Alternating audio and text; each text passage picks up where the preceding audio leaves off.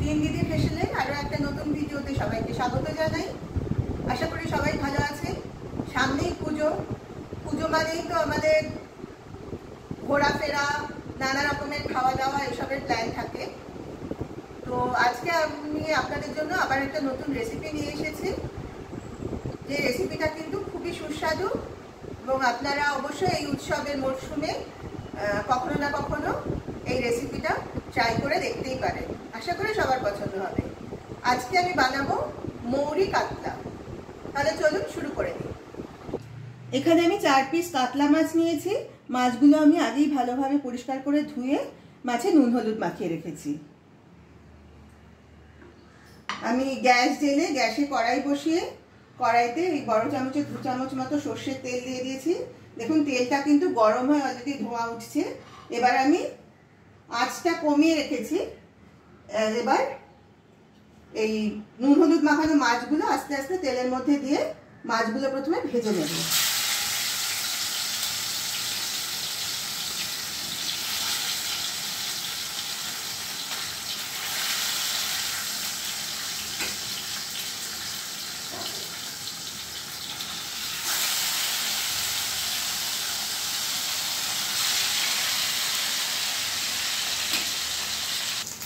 মাছের পিসগুলোর একটা দিক ভালোভাবে ভাজা হয়ে গেছে। এবারে মাছগুলো উল্টে দিলাম যাতে অন্য দিকটাও ভালোভাবে ভাজা হয়ে যায়।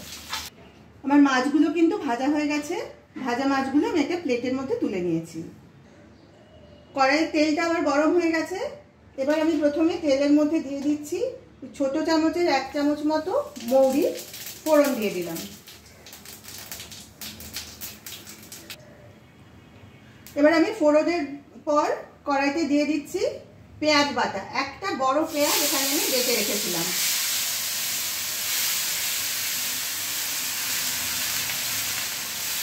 ভাজা পেঁয়াজটা এই 1 থেকে 2 মিনিট মতো প্রথমে একটু ভেজে নেব, তারপরে অন্য মশলা যোগ করব। আর পেঁয়াজটা যতক্ষণে একটু ভাজা ভাজা হচ্ছে ততক্ষণে আমি একটা মশলার পেস্ট তৈরি করে নিচ্ছি।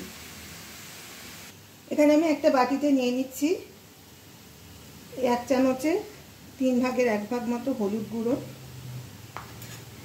দিচ্ছি বড় চামচের অর্ধেকের একটু বেশি পরিমাণ শুকনো লঙ্কা বাটা, দিচ্ছি ওই 1/2 চামচের একটু বেশি পরিমাণে আদা বাটা। এবার দিচ্ছি খানিকটা কাশ্মীরি লঙ্কার গুঁড়ো, এই বড় চামচের 1/2 চামচ মতো এটাও দিলাম। এবার এই মশলাটা সামান্য জল দিয়ে আমি গুলে নেব।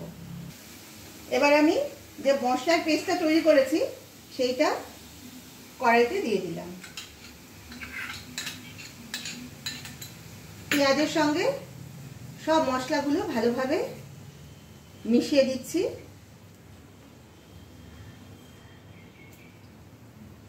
এখন মিনিট 2 মতো এই মশলাটা কষাবো, তারপরে বাকি উপকরণ যোগ করব। পেঁয়াজের সাথে বাকি মশলাগুলো মোটামুটি 2 মিনিট মতো কষিয়ে নিয়েছি। এবার এইখানে আমি একটা মশলা তৈরি করেছি। এখানে আছে 12টা কাজু বাদাম, 1 চামচ পোস্ত আর 1 চামচ চারমগজ। এই সবগুলো একসঙ্গে করে আমি মিক্সিতে বেটে রেখেছি। এই মশলার পেস্টটা আমি এবার কড়াইতে দিয়ে দিচ্ছি।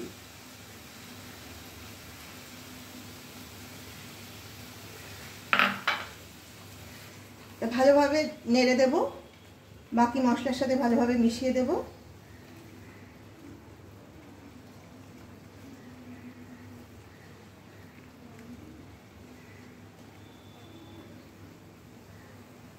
এরপর দিয়ে দিচ্ছি 2 চামচ মতো টক দই। আমি এখানে একটু নুন আর 1 চামচ চিনি দিয়ে ফেটিয়ে রেখেছিলাম, সেটাও এতে যোগ করে দিলাম।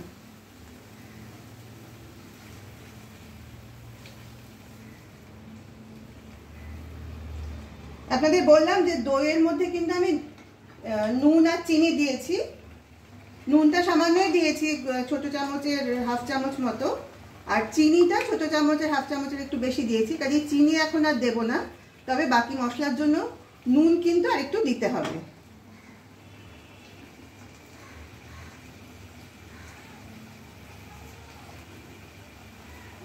আমি ছোট চামচে 1 চামচ মতো নুন এখানে যোগ করলাম। এবার এই পুরো মশলাটা খুব ভালোভাবে কষিয়ে নেব। আমার কিন্তু এখানে মশলাটা কষানো হয়ে গেছে। আমি আসলে প্রথমে তেলটা একটু কমই ব্যবহার করেছি, সেই জন্য কিন্তু খুব একটা এর থেকে তেল ছাড়া ভাব আসেনি, কিন্তু মশলাটা কষানো হয়ে গেছে। আমি এবার এর মধ্যে দিয়ে দিচ্ছি আগে থেকে গরম করা জল। বড় কাপের 1 কাপ জল গরম করে রেখেছিলাম, পুরোটা দেব না, হাফ কাপের একটু বেশি পরিমাণ জল দিলাম।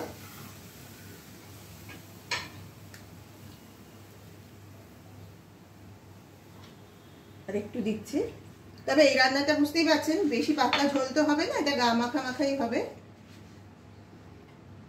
গ্রেভিটা ফুটে উঠলে আমি মাছগুলো এর মধ্যে দিয়ে দেব।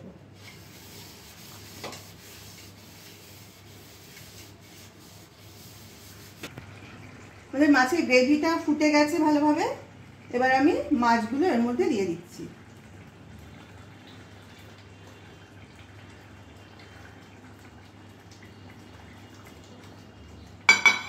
মাছগুলো তো ভালোভাবে ভাজাই আছে, ওই 3 মিনিট মতো আমি মাছগুলো গ্রেভির মধ্যে ফুটিয়ে নেব।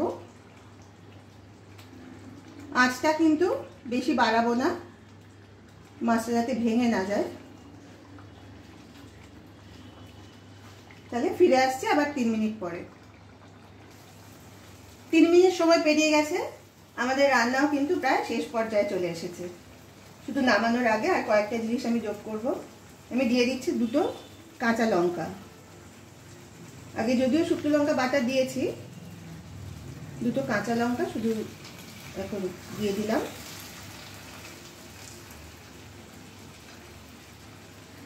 এবার দিচ্ছি 1 চামচ ঘি।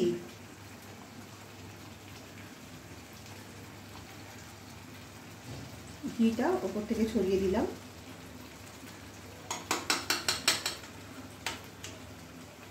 আর সব শেষে দিয়ে দেব আমি এখানে কিছুটা মৌরি শুকনো তাওয়ায় নেড়ে নিয়ে সেটা গুঁড়ো করে রেখেছিলাম, সেটা এই 1 চামচের একটু কম পরিমাণে এর ওপর দিয়ে ছড়িয়ে দেব।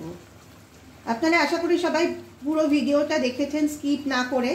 নিশ্চয়ই আপনারা লক্ষ্য করেছেন এই রান্নায় আমি কিন্তু পেঁয়াজ বাটা আদা বাটা দিয়েছি ঠিকই, কিন্তু রসুনটা দিইনি, কারণ যেহেতু এটা মৌরি কাতলা, কাজে মৌরির গন্ধটা যাতে অটুট থাকে সেই জন্য কিন্তু আমি এখানে রসুন বা কোনো গরম মশলা ব্যবহার করিনি, শুধু মৌরিটাই ব্যবহার করেছি।